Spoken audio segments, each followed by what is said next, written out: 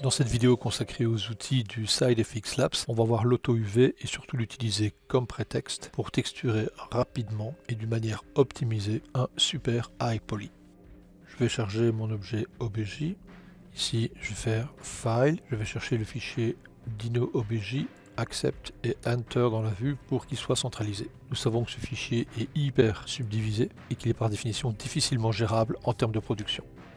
Alors pour le réduire, on va utiliser ici un outil traditionnel qui est le Polyredus. J'affiche la sortie du Polyredus et je vais le mettre à 30%.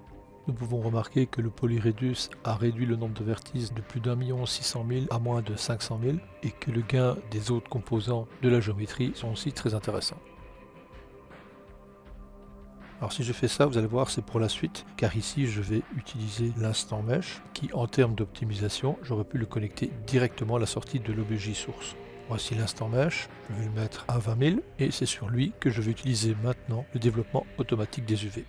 Tab, Labs, Auto UV, et je connecte. J'affiche la sortie. Pour mieux visualiser, on va diviser la vue en deux. Donc View, Layout, to View Side, et dans cette vue, barre d'espace 5. Nous voyons que l'auto UV m'a créé des UV. En effet, si je regarde au niveau l'instant mesh, il n'y a pas d'UV et nous savons que l'instant mesh de toute façon détruit les UV. L'avantage ici, c'est que l'instant mesh m'a fait un maillage plus propre et que l'auto UV sera donc par définition aussi beaucoup plus propre. On va demander d'afficher les UV dans la vue. C'est un outil que j'avais déjà abordé dans mes autres formations. En tapant UVV pour le UV Visualize, je le connecte, j'affiche. Le grid tiling est mis à 10, on va le remettre à 1 pour obtenir la taille initiale. Et nous voyons les UV dans la vue. Vous avez différentes options comme l'UV Island qui vous permet de visualiser plus facilement les zones éclatées de l'UV.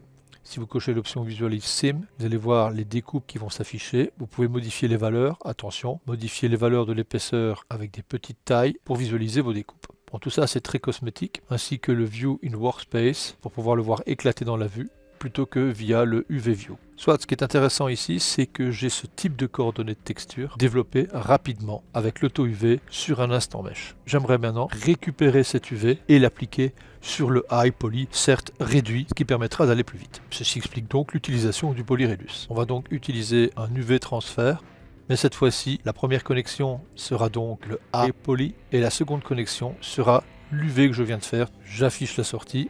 On a maintenant le développement UV automatisé qui s'applique sur le high poly. A très bientôt.